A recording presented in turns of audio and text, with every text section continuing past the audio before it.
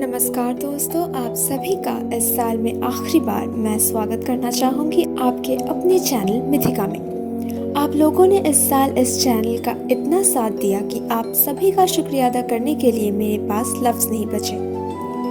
एक सब्सक्राइबर से शुरू हुई थी मिथिका की जर्नी और आप लोगों ने इसे इतना प्यार दिया कि आज हम 560 सब्सक्राइबर्स क्रॉस कर चुके हैं। मैं उम्मीद करती हूँ कि आने वाले नए साल में आप लोग मिथिका से इतना ही प्यार करेंगे और मैं आप लोगों को यूं ही नई नई कहानियाँ सुनाती रहूँगी। भगवान से प्रार्थना है कि आप सभी का नया साल बहुत अच्छा जाए और आप सभी की दिली ख्वाहिशें पूरी हो। तो चलिए आज की कहानी शुरू करते हैं और आज मैं आप लोगों को सुनाने जा रही हूँ कहानी पर्सिफोनी और हेडिस की। वसंत की देवी पर्सिफोनी देवी डिमीटर और देवता ज़्यूस की बेटी थी। जैसे जैसे वो बड़ी होती गई उनकी खूबसूरती बढ़ती गई। जब अंडरवर्ल्ड के देवता हेडिस ने उन्हें देखा तो वो उनके प्यार में दीवाना हो गए। मगर कौन माँ अपनी बेटी को नर्क भेजना चाहेगी? इसीलिए हेडिस ने उनका अपहरण करने का सोचा।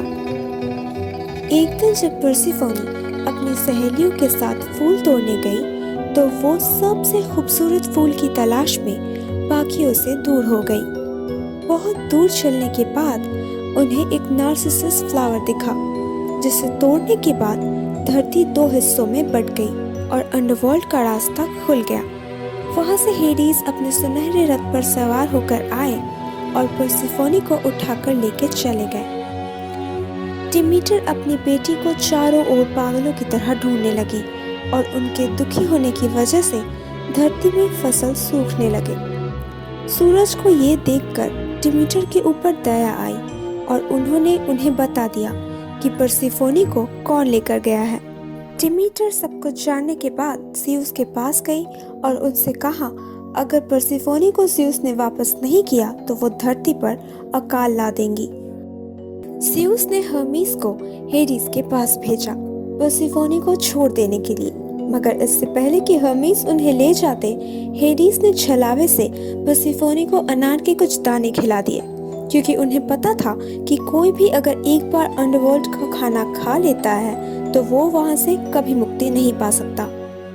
पर्सिफोनी को वापस पाकर डिमीटर बहुत खुश हुई, मगर जब उन्हें पता चला कि उनकी बेटी ने अनार के दाने खाए हैं तो उन्हें ज़्यूस के छलावे के बारे में पता चल गया और वो बहुत गुस्से में ज़्यूस के पास वापस न्याय मांगने गई। ज़्यूस ने इस समस्या का एक हल निकाला।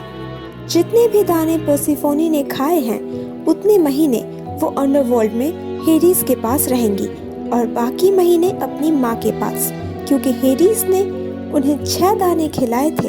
इस वजह से वो 6 महीने अंडरवर्ल्ड में रहती है, जिस वक्त डिमीटर अपनी बेटी की गम में डूबी रहती है।